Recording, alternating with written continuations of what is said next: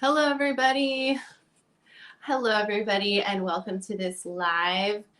And we will be speculating today about who Donna's new lawyers possibly could be. Can everybody hear me okay? All right, you can hear all right. All right, I see some of you familiar faces in the chat, and I am assuming you can hear all right. It's been a minute. Let's see. I was in Israel and I was visiting my mother. And as all of you know, me and my mother worked on the call logs together. My mother had a health emergency, but me and my mother worked she's on okay. The call logs together. She's okay, but I'm just really happy to be back on the U.S. soil and so happy to be joining everyone today, and very disappointed about the trial not happening, hence the fact that I had a non-refundable hotel, so I'll be going to Tallahassee on Sunday. So let me just say hi to some of you guys. Hi, Joy, Hardy D, Sunny M. Hello, everyone. And I am a little bit rusty. I have not been in front of the camera. I've just been working my job, my desk job, and coaching a little bit of tennis, and do this North Florida true crime as kind of a passion project. But let's just jump to my notes right away. And I have been dying to share a lot of this information, a lot of my thoughts about, we're all waking up and we have like this hangover of what could have been. We could have been watching the trial right now, but I just kind of took some notes, and I agree with Katie Kool-Lady about the smirk on Charlie's face in his mugshot. Kind of says it all. We all kind of schemed that he was planning this. This was something maybe him and his appellate lawyer, Uferman, and Lauren Cornell Niles might have been planning, had a little tricks up their sleeve. And hey, Helen. Hi, everyone. I'm so glad you guys are here, by the way. I just wrote down some of my notes about some of the press conferences too. I've been watching everybody's channel. I've been watching STS. I've been watching Katie Kool-Lady. I've been chatting with Judy and Fancy behind the scenes, and talking to a little bit of everyone about our thoughts and feelings about this. But I was watching the press conference with Jack Campbell. Oh, thank you, Sunny M. Thank you so much for that. Wow, that'll pay for my next trip to Israel to go see my mother. Thank you. I'll put that in the Israel fund. Thank you. All right, so Jack Campbell was doing a press conference, which I thought, oh gosh, it's so great to hear from Jack Campbell, the attorney, state attorney, about his thoughts and feelings. We all know that Jack Campbell's been on this case forever, and he's been a little bit slow to the draw to get the Adelsons. But, that's okay. We're not going to hold it against him. They're finally getting Donna, and then hopefully Harvey next, and Wendy. But Jack said, this delay is the fault of nobody else but the people who killed him, meaning Dan Markel. This is not the lawyer's fault. I think he's trying to prevent us from kind of harassing any of the prosecutors, which we're not doing. It's not George's fault. It's not Sarah Dugan's fault. This is obviously Charlie's fault. But I mean, obviously maybe he's insinuating, throwing a little shade at Charlie, the fault of the people who killed Dan. So he was, in my opinion, that statement was throwing shade directly at Charlie, the guy with the smirk on his face. And I agree with Katie Kool-Lady, who had pointed that out to everybody. So, Jack Campbell then kind of goes on to kind of contradict himself and says, but this was Charlie's Sixth Amendment right. And oh boy. So, It is the state capital, and it is innocent until proven guilty. So, they are trying to say, we couldn't have prevented this. So he's kind of trying to do damage control. And can you blame him? So he also went on to say that this case has gone on for way too long. So how about we speed things up, Jack, and get the other Adelsons? Okay. So, and I had to mention this. Okay, so Katie Kool-Lady found this really awesome link with Dan Roshbaum's wife, talking about, I believe she worked in television production and she was a teacher. And something that stuck out to me in this article that I was reading about Jamie Roshbaum, she said, in the classes that she teaches about TV production and journalism, she says she always teaches her students to use good judgment. So, maybe she should have told her husband to use some better judgment in this trial. And just as a side note, I was talking to a friend of mine today who is a local attorney in Jacksonville, and he said, this kind of stuff happens all the time. It's not outside of the realm of possibility that trials just get canceled right in the very beginning. So it's just one of those things. So Florida. Yeah. So I'm just scrolling through some of your comments. Let's see. I hope Ruth can have a wonderful oh, is it her 80th birthday? Oh my God, Ruth. Wow. I mean, Ruth was so sweet to reach out to me when I was in Israel and ask how my mom was doing. And honestly, your comments and thoughts and prayers meant so much to my mother. And I want to wish Ruth the happiest 80th. She'd probably be so mad if we told her age, but she doesn't look it. Oh my God, Ruth is such an angel. So, I wanted to kind of go on and talk about some of my other notes as well. So Michael Uferman and Lauren Cornell Niles are Charlie's appellate lawyers. And we saw Lauren Cornell Niles talk at the hearing when they canceled the trial. And to me, I was like, is that Sarah Dugan or Georgia Kappelman up there? But it was Lauren Cornell Niles, who is a assistant to Michael Uferman, Charlie's appellate lawyer. And, I can't help but think that they might have cooked this up when they realized that this was probably not going to be good for Charlie's appellate case.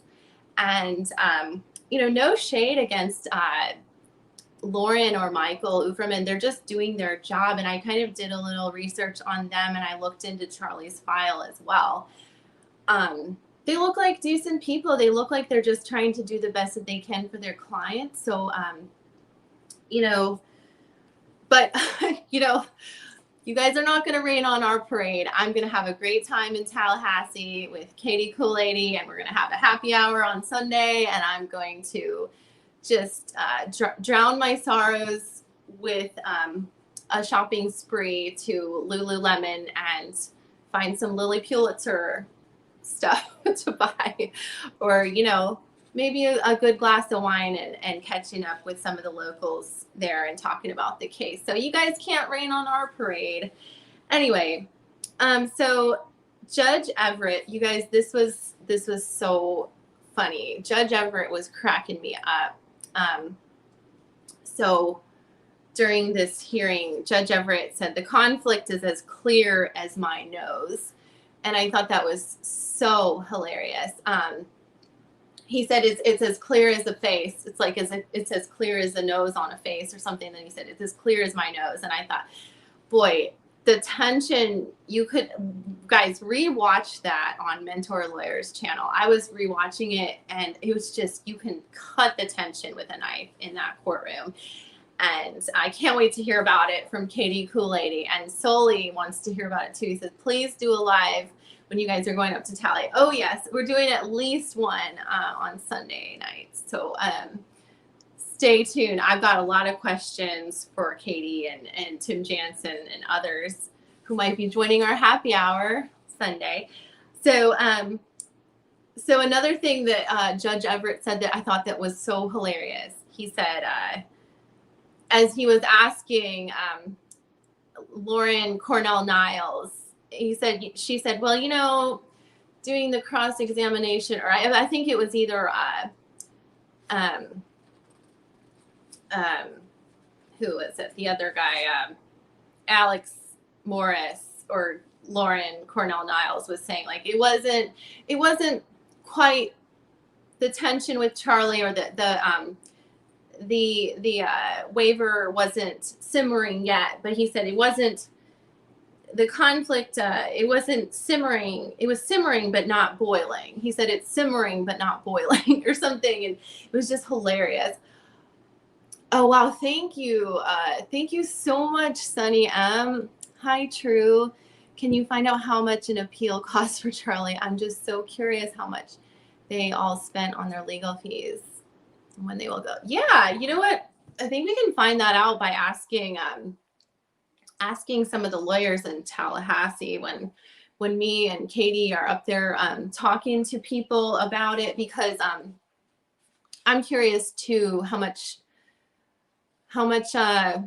gosh, with the appeal lawyer and Donna's lawyer, Harvey's lawyer, Wendy's lawyer, and they're going to probably have appeals too. So agreed. I want to know that information as well. Okay, and guys, this was my all-time favorite. When Georgia said, when Judge Everett asked Georgia, you know, Georgia, do you have anything to say? And she said, I don't think I have anything appropriate to say. And she said it kind of under her breath. I had to listen to it several times. And I think she was just so frustrated for everyone, for herself, for all of us too, that I felt her anguish, and I listened to it over and over again. Okay, so Harley D says it's on its face. It's legally, it's meaning something clear. Yeah, it's on its face. He said you can see it as plain as day. It's clear as my nose. Thank you, Harley D, for that legalese information. And just as a side note, I mean, I'm sure Georgia would be okay with this. I invited Georgia to a happy hour just on the, you know, just to kind of make her laugh a little bit. And she said she cannot attend, but she is sorry for the disappointment. And I told her that we will cheers to her and her team for all the hard work that they've done. And I hope they appreciate that. This is not what we wanted, but you know, it's what it is. It is what it is. So, oh boy. So let's see. Joy says, ugh, Tallahassee is so slow. They need to arrest Wendy. Oh boy. Well, you know, look at it this way. She cannot go anywhere. You know, we are in a free country. Wendy is not. She can't get on an airplane, go on a flight anywhere, international for sure. She's stuck in Dallas, or where is she? Austin, of all places. She chose to go. I hope she hates it there. Evil laugh. So I wanted to talk about this whole video and my speculation. I wanted to talk about, just as a side note, I am not a legal expert. I studied media in college. I kind of have an interest in news and obviously true crime. This is just my channel where I am speculating. Just want to say that as a side note.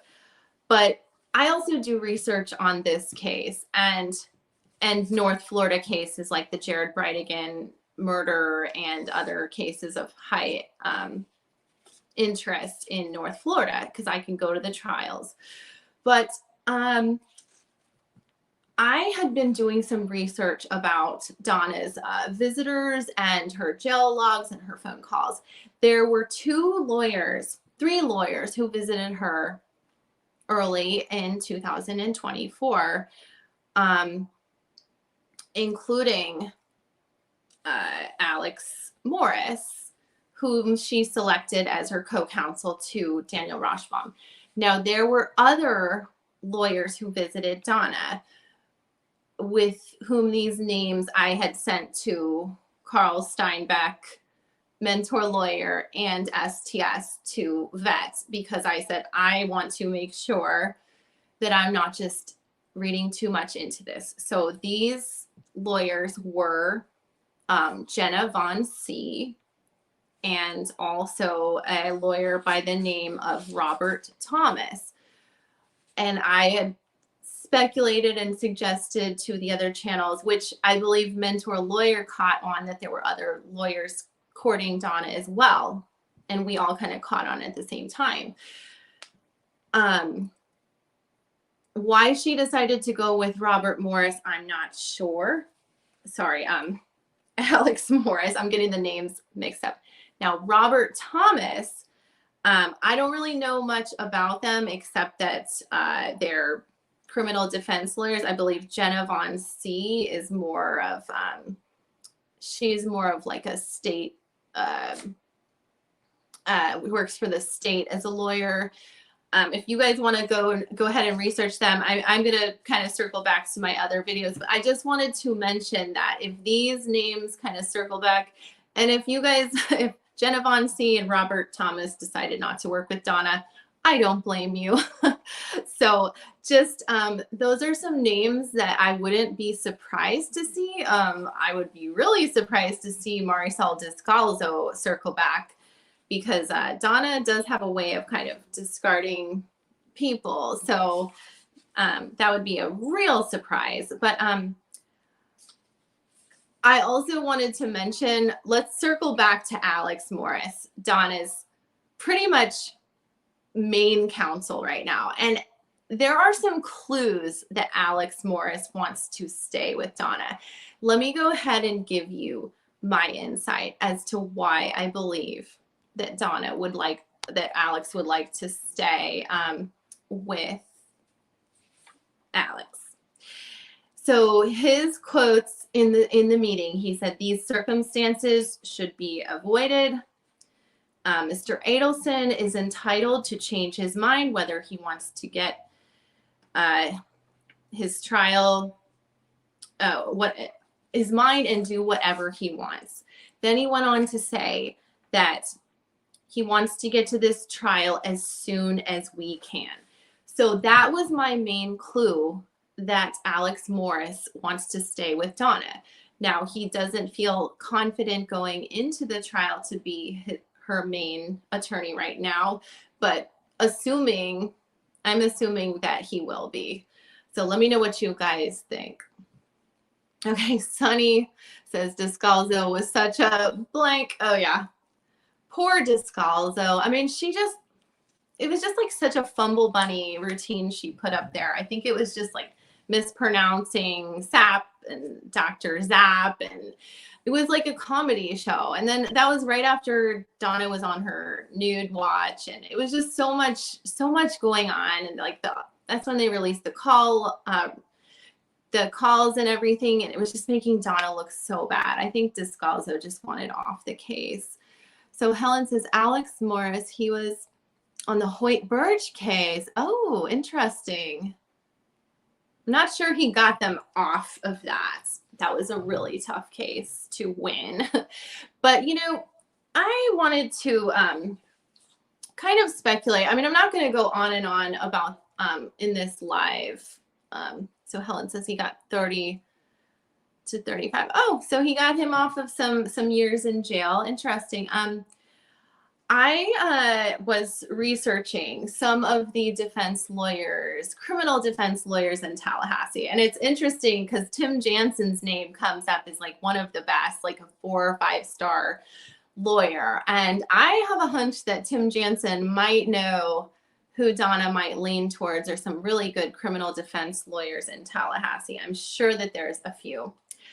But, you know, another thing that I thought was really interesting was this David Oscar Marcus was supposed to be a witness for Donna's trial. And we all know David Oscar Marcus did not want to testify whatsoever. He was doing whatever he could, kicking and screaming to make sure that he wouldn't have to get on the stand.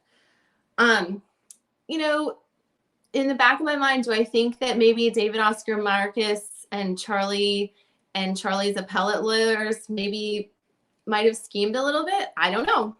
But I know that they might have each other's phone numbers and whatever they had to do to get David Oscar Marcus to not testify. It seems like that was a huge issue. And I think, gosh, I don't know why he was so dead set against testifying. Obviously to save his own skin because of what he knew of sharing the office with Christopher DeCoste and Tara Kouas and the whole money trail. I mean, these lawyers are trying to keep their hands clean, these South Florida lawyers. I'm not saying that their hands are dirty, but why not come to Tallahassee to testify? So I was really looking forward to it. I was going to come back to Tallahassee. I was going to go back home in the end of next week, and then I was going to come back for the verdict. But, you know, we'll just have to wait till next year. But let's see what you guys say. Does anyone else think Wendy will get arrested? Well, historically, they have arrested people from about August through September. So this could be a really key time to get Harvey or Wendy. So another thing that I was really, really looking forward to was hearing, aside from David Oscar Marcus's testimony, I was really looking forward to Renee Griggs' life coach emails with Donna, just hearing more new evidence. Also, the witness of Sarah Yosef, who had information on Wendy. And I believe Sarah Yosef was supposed to be a lawyer who was going to work for Wendy. And also, I was really looking forward to hearing Chris Corbett just shoot down all those haters about his, you know, competency as a expert witness about the cell tower data, which I definitely knew that they were going to try to pull a fast one about the cell phone tower data. But let's go ahead and take a look at some of the criminal defense lawyers in Tallahassee. So, all right, so I am on Google, and I have some theories of how Donna might choose her co-counsel. Obviously, Alex Morris will be the lead counsel, but, you know, it could definitely be somebody from Alex Morris's office, and that's probably the most logical choice. Although, because this, you know, they tried to create the wall between Daniel Rashbaum and Alex Morris, that wall might not be strong enough. So what I am speculating, they might just start all over again, because, you know, living in North Florida and knowing, I talk to people from Tallahassee. So people from Tallahassee know about this case now. It used to be that nobody, you know, you talk to people, they say, what? And now it's all over the news. You'd have to be living under a rock. And if Donna wants to find a new law firm, in my opinion, I feel like she could. And I don't think this person would be hand selected by Daniel Rashbaum. I don't think it sounds like Alex Morris is giving us clues that he wants to work on the case, but let's see. Okay, so I see the first law firm that pops up with 5 stars is Friedman and Abramson, DUI and injury. But one reason, okay, don't hate the messenger, but Donna has historically gone with Jewish lawyers. And I can say that because I'm Jewish, and Charlie's lawyer, David Oscar Marcus, is Jewish, and he got dropped. He switched to Daniel Roshbaum, who is Jewish, and that was Donna and Harvey's lawyer. They like to work with Jewish lawyers. You know, whatever stereotypes, they know the law. So sorry, not sorry, but let's hear what people have to say. Okay, Scott says the Adelsons are bleeding cash. Whatever they had is dwindling. Wendy is probably the most upset about it. Watching her money. Yeah, and oh, she's the heiress. Poor Wendy. Not going to be able to bleed her parents dry because she's probably going to have to pay for all of their appeals and legal fees. Karma. That's karma. So let's see. Charlie picking up lobster no longer. No, maybe some jail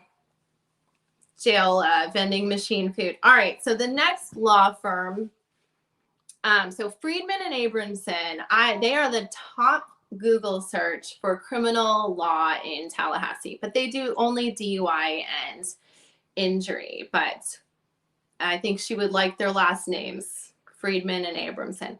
All right, so then Pumphrey Law has 4.8 stars. All right, and the law offices of Lee Meadows actually has 5 stars. So sounds good. Oh, and then there's one we all might recognize coming up. Okay, so the law offices of Nathan Prince.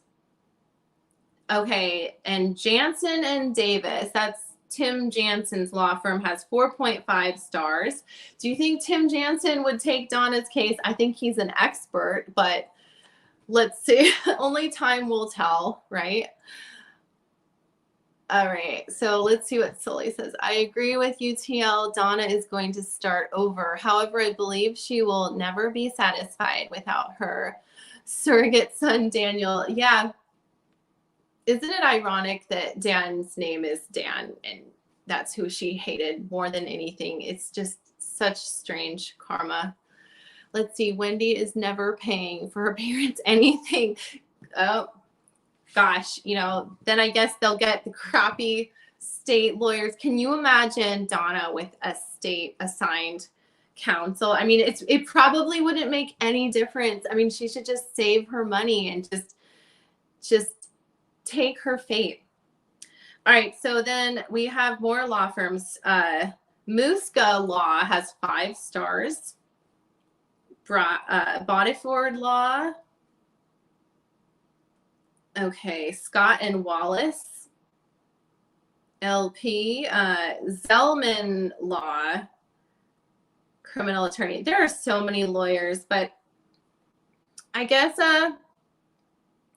if I had to be a betting woman, I would say that she's going to stick with Alex Morris because he gave us clues that he's going to be the lead counsel.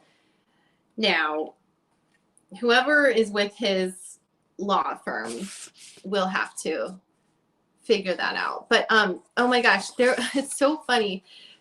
There was this guy at the meeting. Did anyone catch this guy who was like assigned to Donna, who was from some kind of law firm, and he was there, and he was like, I've only been on this case for 1 day. I forget his name. I had written it down, but I totally blanked on who this guy was. And if you remember that guy's name, he just looked totally lost in the courtroom. I mean, he was trying to explain to Donna all these logistics and create the wall. Let's see. All right. So I wanted to see if Alex Morris has I want to see if he has a website.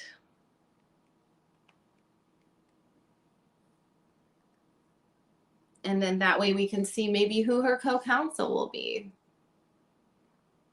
Let's see. Tim said no way he would represent Donna. Good for you, Tim. Alrighty. So I'm not sure that Alex has a website for his law firm. Okay, actually, I just found it.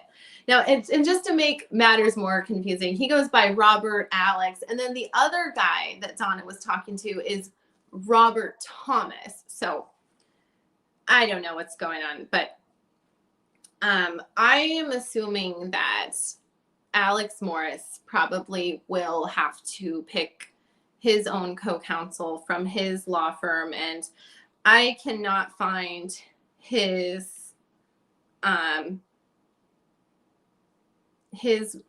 law firm is called, the law offices of Robert A. Morris. So, you know, the jury is still out of who is going to be this co-counsel and how long is it going to take?